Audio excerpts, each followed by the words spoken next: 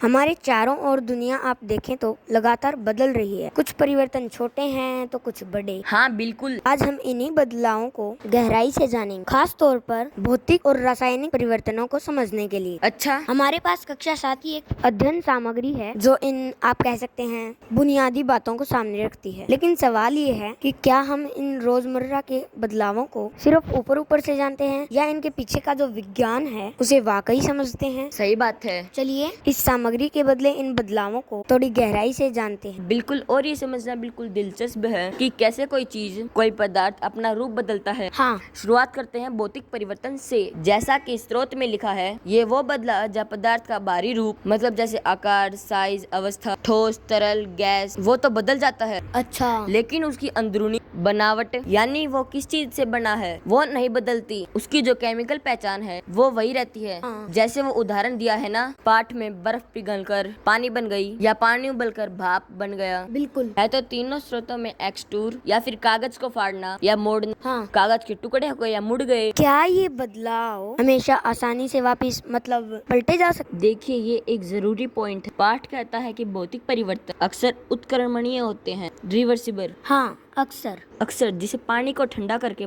जमा सकते हैं। हाँ, ये ना भाप ठंडा होकर पानी बन जाती है। ठीक है। लेकिन एक अक्षर शब्द पर ध्यान देना होगा। मान लीजिए आपने लकड़ी का एक बड़ा टुकड़ा तोड़ दिया।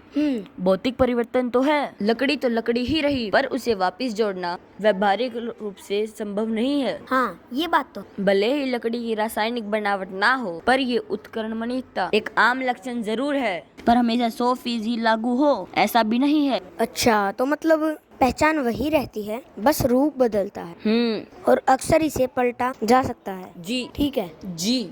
लेकिन उन बदलावों का क्या जहाँ चीज नई बन जाती, जैसे स्रोत में वो लोहे पर जंग लगने का जिक्र है। वो जंग तो लोहे जैसा। बिल्कुल, आपने सही पकड़ा। बिल्कुल यही पर रासायनिक परिवर्तन आता है। अच्छा। इसमें पदार्थ से बाहर से ही नहीं बदलता, बल्कि उसकी पूरी रासायनिक संरचना, उसके केमिकल स्ट्रक्चर बदल जाता है पूरी तरह से। हाँ, एक या एक से ज्यादा पूरी तरह नए पदार्थ बनते हैं और उनके गुण, उनकी प्रॉपर्टीज वो मूल पदार्थ से एकदम अलग होगी। जैसे लोहे पर जंग लगना, जो असल में आयरन ऑक्साइड है, या फिर दूध का फटकर दही बनना, ये रासायनिक परिवर्तन है। दही के गुण दूध से कितने अलग होते हैं, है ना? हाँ, बिल्कुल अलग। और स्रोत में एक और उदाहरण था कागज का जलना। जलने के बाद तो राख बचती है।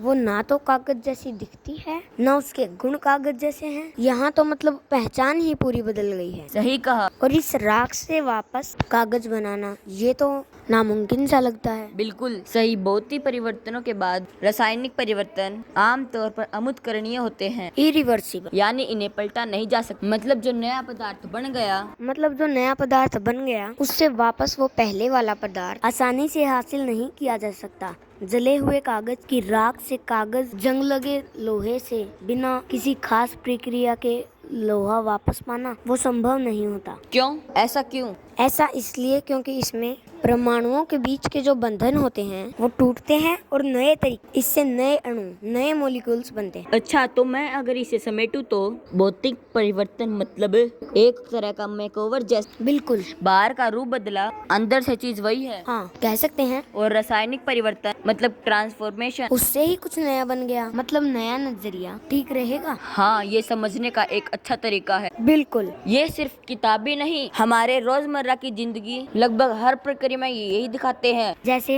आप खाना पकाने की लेडी, सब्जियों का नरम होना भौतिक है और उनका स्वाद बदलना और रंग बदलना वो रासायनिक है। बैटरी का चार्ज होना, डिस्चार्ज होना, ये सब रासायनिक परिवर्तनों का ही खेल है। हाँ, सही बात। पाचन क्रिया मतलब डाइजेशन, वो तो पूरी तरह रासायनिक है। यहाँ तक कि प्रकृति में भी, जैसे चट्टानों का टूटना भौतिक है, फिर उनका अपक्षय होकर मौसम की मार से मिट्टी बनना वो रासायनिक प्रक्रिया है। अरे वाह, तो पदार्थ के कैसे व्यापार करता है, ये समझने के लिए इन तरह के बदलाव जानना बहुत ही जरूरी है। ये वाकई में दिलचस्प है कि एक साधारण सा दिखने वाला कॉन्सेप्ट हमारे आसपास की चीजों में समझने के लिए मदद करता है। बिल्कुल। जाते जाते श्रोताओं के लिए एक सवाल छोड़ते हैं। सोचिएगा जरा, क्या आप अपने आसपास किसी ऐसी प्रक्रिया के बारे में सोच सकते हैं जहां भौतिक और रासायनिक परिवर्तन दोनों एक साथ हो रहे हों? अच्छा सवाल है। जरा गौर किया जाए इस। धन्यवाद।